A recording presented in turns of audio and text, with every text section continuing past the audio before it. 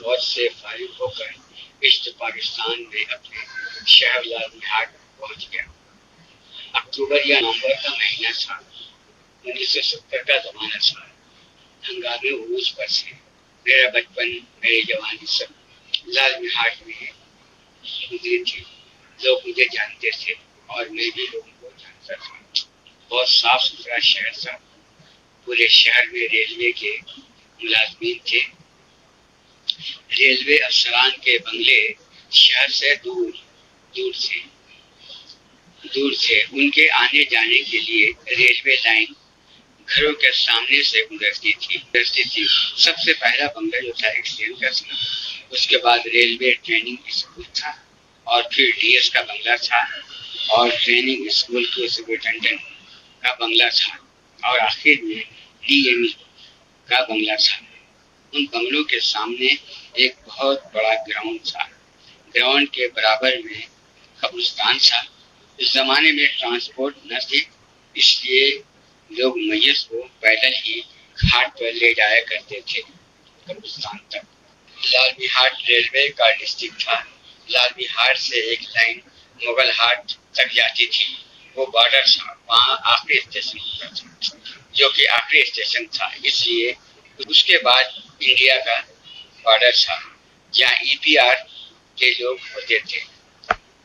زیادہ مسئلہ ہوتا تو رنگ پور سے آرمی آ جاتی تھی، اور ایک لائن گرام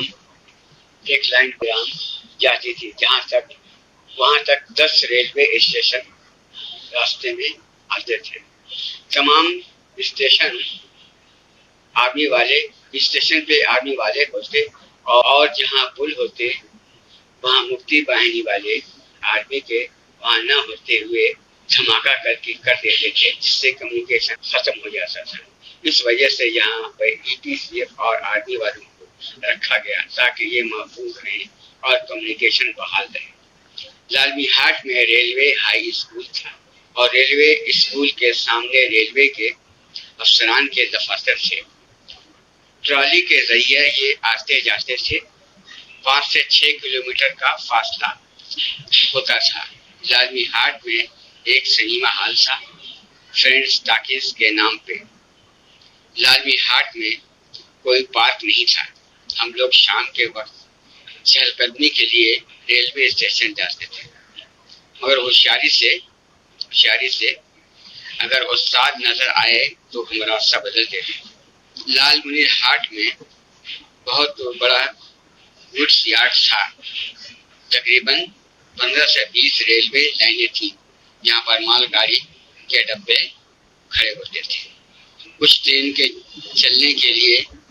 چند ٹرینوں کے چلنے کے لیے مختص تھے۔ پاٹگرام ایک ٹرین جاتی تھی۔ تاجر لوگ کا سامان ٹرین پر اپنا سامان لوڈ کر لیتے تھے، اور رات کو 10 بجے یہ آخری ٹرین جاتی تھی، جس میں سب تاجر بنگالی ہوتے تھے جو سامان خرید کے لے جاتے تھے۔ لال بہار میں جتنے بڑے بڑے تاجر تھے سب اردو اسپیکنگ تھے۔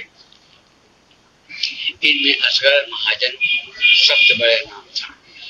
دوسرا نام صلاح الدین صاحب کا تھا، جو سنیما ہال کے مالک تھے، اور سگریٹ کی ایجنسی تھی، اور مٹی کے سیل کا ڈیپو تھا۔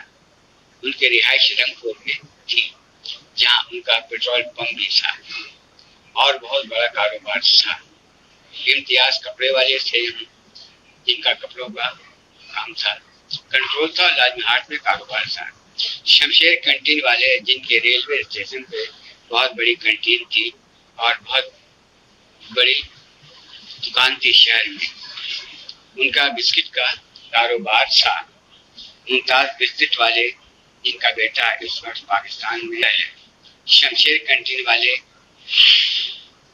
بنگلہ دیش میں، ان کا بڑا فینسی گھر بنگلہ دیش کے ڈپٹی کمشنر کا دفتر ہے۔ عمر خطاب کپڑے والے، جن کا تعلق پشاور سے تھا، ان کی لال بہار میں بہت بڑی کپڑوں کی دکان تھی۔ ان کے بچے اس وقت کراچی میں ہیں۔ زین الہدا کنٹریکٹر، جن کا اس وقت بہت بڑا کاروبار تھا۔ ان کا بیٹا بھی آج کراچی میں ڈاکٹر ہے۔ نورالہدیٰ کنٹریکٹر کا بھی بڑا نام ہے۔ اس زمانے میں رامان بک ڈپو کے نام پر ایک دکان تھی جہاں اردو کی کتابیں ملتی تھی۔ یہ سب لاہور بورڈ کی تھی اور وہاں اردو کا کوئی پریس نہ تھا، اس لیے ساری کتابیں ویسٹ پاکستان سے چھپ کر آتی تھی۔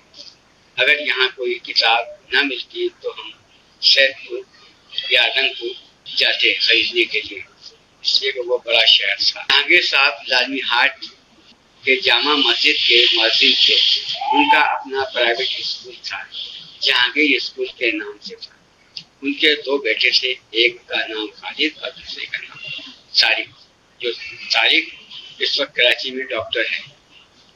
اینٹونک ٹوتھ پیسٹ پاکستان میں ایک بہت بڑا نام تھا، اس کا تعلق بھی لالمی ہاٹ سے ہی تھا۔